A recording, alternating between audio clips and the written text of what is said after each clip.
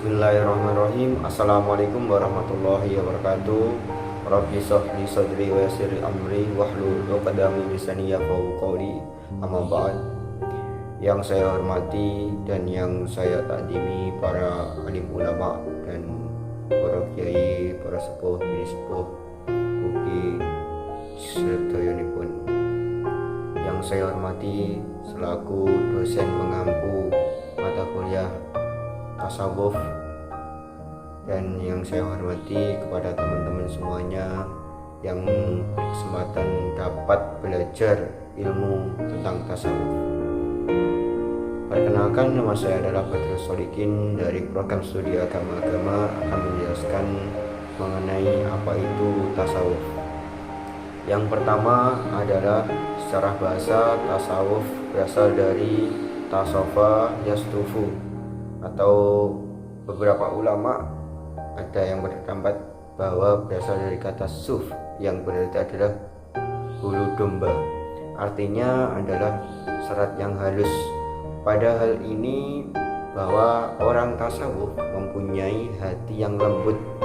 Dengan hati yang lembut tersebut, maka orang tasawuf atau sufisme yang dikenal dengan seseorang yang dekat dengan Tuhan ataupun menyelami untuk mendekatkan diri kepada Tuhan ataupun pada Allah Subhanahu wa taala. Selanjutnya, tujuan tasawuf adalah mendekatkan diri kepada Allah Subhanahu wa taala, yaitu mencapai makrifatullah atau salah satu tingkat ataupun makom seorang sufisme dekat dengan Allah Subhanahu wa taala. Selanjutnya, mengenai faktor-faktor dan perkembangan awal munculnya ilmu tasawuf. Mengenai faktor ataupun pertama kali munculnya ilmu tasawuf ini dipengaruhi dua faktor, yaitu faktor yang berasal dari eksternal dan faktor internal. Yang pertama adalah faktor eksternal, yaitu pada zaman dahulu ada salah satu seseorang Nasrani yang mana pada hal ini mempunyai kelembutan hati ataupun mempunyai religiulitas tinggi. Artinya pada hal ini salah satu perkembangan ilmu tasawuf sebelum Islam sudah ada, yaitu pada zaman Nasrani. Bagaimana ketentraman hati menempatkan jiwa manusia untuk dekat kepada Allah Subhanahu wa taala. Yang kedua adalah yang berasal dari internal agama Islam. Agama Islam sendiri yang pernah saya sebutkan sebelumnya tadi adalah untuk menata akhlakul karimah. Artinya untuk menciptakan hal tersebut, manusia harus mempunyai jiwa yang suci dan tata krama, yang terutama adalah seseorang yang saleh. Seseorang yang saleh ini adalah seseorang yang tidak terlepas dari akhlak dan hadis dalam menjalankan kehidupannya, sehingga seseorang yang saleh ini adalah seseorang yang menjalankan syariat dengan benar, dengan tidak mempertanyakan syariat Islam, seperti itu. Berikutnya mengenai penjelasan ahwal dan makomat. Ahwal itu adalah salah satu proses. Jadi prosesnya seseorang atau seorang sufisme dalam mencapai makrifatullah. Jadi ahwal adalah salah satu pemberian ataupun karunia Allah yang diberikan kepada seseorang yang menjalani ilmu tasawuf. Yang pertama adalah rasa. Jadi rasa, ada beberapa rasa. Yang pertama adalah rasa cinta, mahabbah. Jadi rasa cinta kepada Allah yang sesungguhnya, bahwa Allah itu adalah Maha yang luar biasa, Maha indah, Maha pengampun, dan masih banyak lagi seperti yang ada pada Asmaul Husna. Yaitu selanjutnya adalah rasa was-was, yaitu berhati-hati dalam melaksanakan ataupun melangkah sesuai hatinya, seperti itu.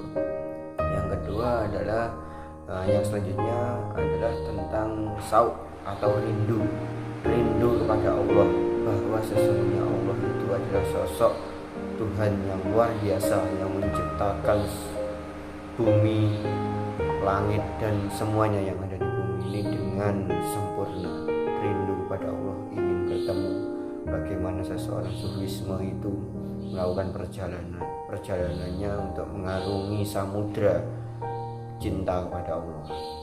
Nah, itu tentang beberapa ahwal, ada satu proses yang dilewati seorang sufisme. Selanjutnya adalah tentang makomat. Makomat adalah salah satu makom yang tertinggi, yaitu makom kecintaan kepada Allah Subhanahu wa taala. Makom-makomat ini seperti yang dijelaskan oleh Imam Ghazali, bahwa makom ini seperti manusia itu menyatu kepada Allah, sehingga dalam makomat ini seseorang sudah melakukan taubat, yaitu taubatan nasuha, seperti itu.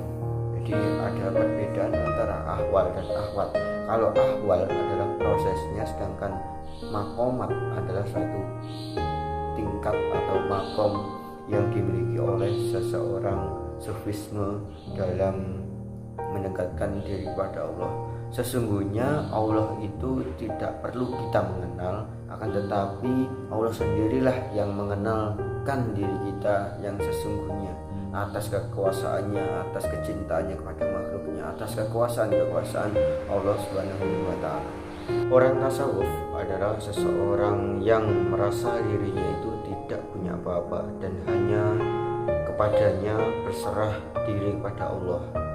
Artinya seperti pendapatnya Syekh Abdul Qadir Al-Jailani, bahwa orang tasawuf adalah orang yang melepas nafsunya atau menghentikan nafsunya untuk Allah, dan hanya dia mengerjakan apa yang tugas dari mereka, yaitu sebagai manusia dengan menekan hawa nafsu, berserah diri, bertaubat dengan ikhlas pada Allah Subhanahu wa taala.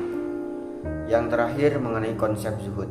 Zuhud adalah seseorang yang tidak cinta tentang dunia, akan tetapi dalam kehidupannya orang yang zuhud tidak terlepas dari kehidupan dunia. Artinya orang yang zuhud ini adalah seseorang yang tidak hatinya itu cinta pada dunia, meskipun kekayaannya melimpah, dia tidak berbelok arah akan cintanya kepada Allah Subhanahu wa taala. Makanya orang-orang yang zuhud ini banyak seseorang yang, jika kita lihat itu seseorang yang menderita, sesungguhnya tidak. Orang yang zuhud ini adalah seseorang yang selalu sabar, tabah dalam menghidupi kehidupan yang sangat luar biasa ini, penuh dengan tantangan, dan cintanya orang zuhud ini hanya kepada Allah, tidak ada cinta yang lain kecuali kepada Allah, meskipun punya banyak mobil ataupun yang lainnya. Mungkin itu yang dapat saya sampaikan, semoga bermanfaat. Apabila ada kesalahan dalam penjelasan saya, mohon diluruskan. Ihdinas siratal mustaqim, wallahu muwaffiq ila aqwamit thoriq. Wassalamualaikum warahmatullahi wabarakatuh.